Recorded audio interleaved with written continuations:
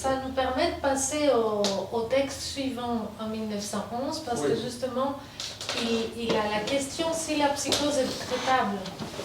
Il ne doute pas que la névrose peut l'être. Et comment il s'appelle le texte suivant? Alors, c'est un cas clinique qui n'a...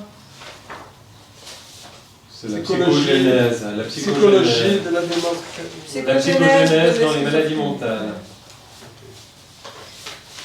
Mais c'est en tant que cas clinique, n'a pas de nom, je veux dire.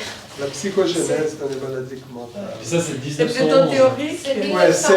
C'est un petit cas à l'intérieur de ce texte sur la psychogénèse. Et on voit qu'il Et donc en 1911, il parle déjà de ça. Oui. Et il a vraiment la question, déjà, origine psychique ou organique, primaire ou secondaire. Oui. Et cela, justement, on voit que c'est un moment où il est le plus proche à Freud et l'approche est tout à fait différente. Il connaît beaucoup plus de l'histoire de la patiente. Oui. Il interroge pour comprendre d'une manière où on a vraiment le dialogue qui est du type qu'est-ce que ça signifie pour vous, qu'est-ce que vous avez ressenti à ce moment-là. Là, on apprend un peu plus sur l'histoire de la patiente. Et c'est donc et pourtant, c'est un tout petit... C'est tout petit, mais c'est vrai que c'est le plus facile à lire et à retenir. Et rien que comme ça, j'ai compris que c'était plus proche à Freud, aux habitudes que nous avons. Parce que là, ça cherche vraiment aussi le conflit intrapsychique, qu'est-ce qui s'est réellement passé dans la vie de la patiente. Donc, ça commence par ce que j'ai décrit en avant, c'est-à-dire une patiente qui est sans affect, sans intérêt. Il dit, elle n'a aucun intérêt, ni pour son interlocuteur, ni pour les choses. Elle est juste posée, elle est extrêmement calme, elle n'a aucun trouble du comportement, elle ne dérange pas, mais quand on l'interroge, elle a une conviction de rapport à Dieu et à Jésus.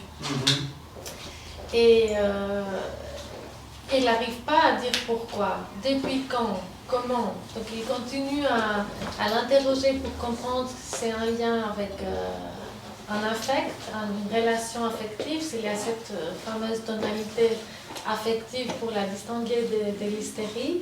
Et puis il est étonné de voir qu'elle ne peut rien en dire avec cette même indifférence. Elle ne sait pas comment elle se sent, elle ne sait pas depuis quand, elle ne sait pas pourquoi. Elle sait juste qu'elle est en relation intime avec Jésus, etc. Et plus tard, il arrive avec ces questions de la faire parler d'un homme qu'elle a vu et puis qu'elle a aimé à distance. Et que ça, c'est peu après, elle est entrée dans l'épisode psychotique pour découvrir aussi que dans son adolescence, un jour avec une amie, elles se sont moquées d'une personne débile et en lui faisant faire des gestes obscènes. Après, elle a été très gravement punie, grondée, réprimandée par ses parents. Puis elle s'est promis qu'elle ne va plus jamais faire des choses pareilles, mais avec une réaction d'adolescente où elle s'est enfermée, elle a coupé toute relation, toute amie, elle n'allait plus à l'extérieur pour pas que ça se reproduise.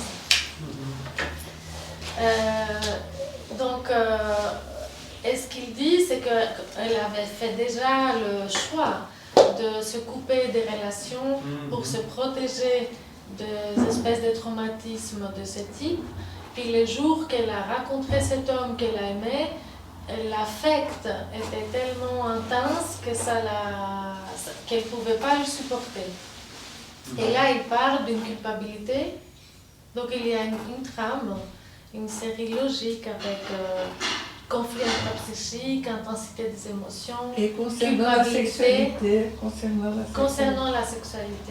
qui la met dans un état de démence précoce. Et là, la sexualité, c'est pas tiré par la cheveux comme dans le premier cas, c'est vraiment une affaire qui a été centrale. C'est même pas la sexualité, c'est l'amour, n'est-ce pas? C'était un amour extrêmement intense.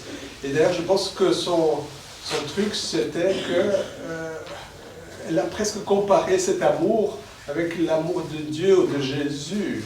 Elle se sentait coupable presque d'aimer de cette façon un homme, non? Et cela, tout à fait. Puis c'est là où on a la première preuve d'intervention de Jung, qui dit, alors c'est ce que tu as dit Renato, elle répondit qu'après sa conversion, elle avait compris qu'un pareil sentiment pour un être humain était un péché envers Dieu. Voilà. On ne pouvait pas aimer quelqu'un, on trahit Dieu.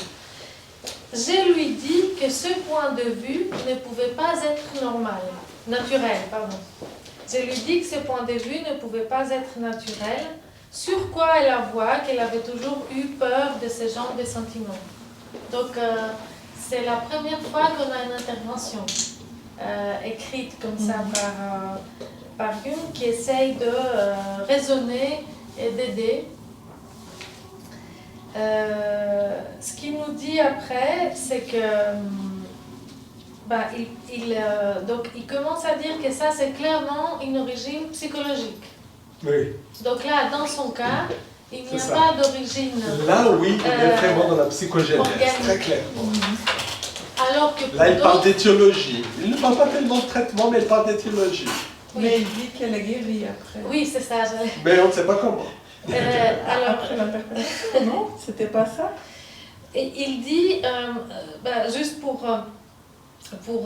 finir avec ça, la conception étiologique moderne n'est plus celle du causalisme, mais celle du conditionnalisme. Indubitablement, une cause psychique ne donne pratiquement jamais naissance à une maladie mentale sans le soutien d'un terrain particulièrement réceptif. Par ailleurs, il peut exister une prédisposition nette sans qu'une psychose se développe, tant que sont évités conflits graves et chocs émotionnels. Donc il commence à parler de prévention et de l'action du psychiatre, parce que s'il peut au bon moment résoudre le bon conflit, peut-être le sujet ne va pas forcément tomber dans la psychose de ce type.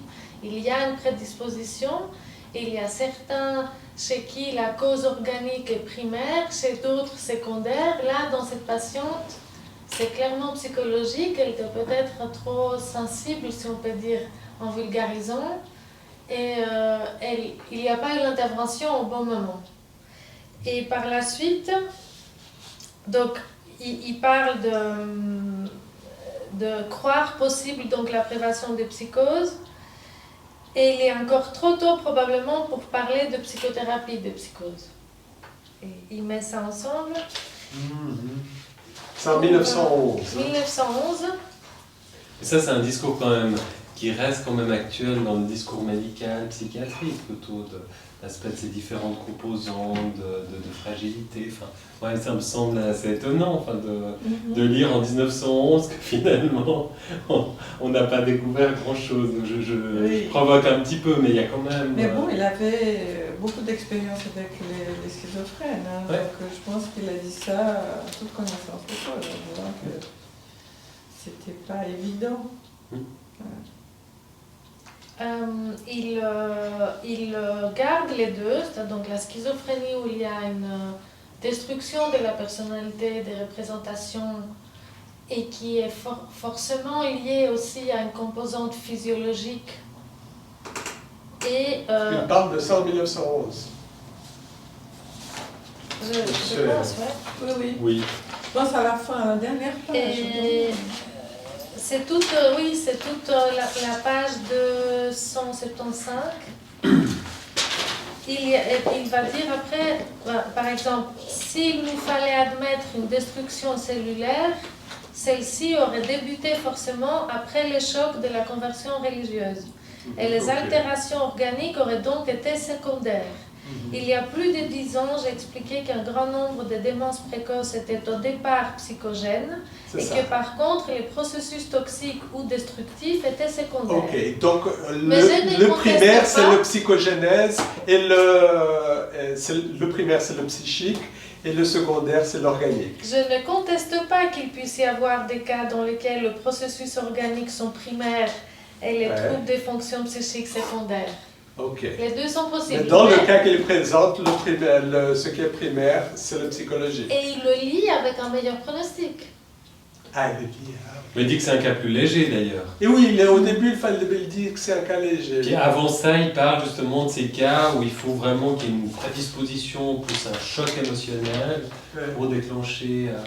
Mais je trouve cliniquement, moi je trouve assez, même si c'était un peu fastidieux, en tout cas le premier texte, etc., mais je trouve assez remarquable. Je veux dire, justement cette sémiologie, ces distinctions qu'il fait, enfin, il y a quelque chose de très fin, je trouve, dans cette lecture. Moi j'ai trouvé remarquable.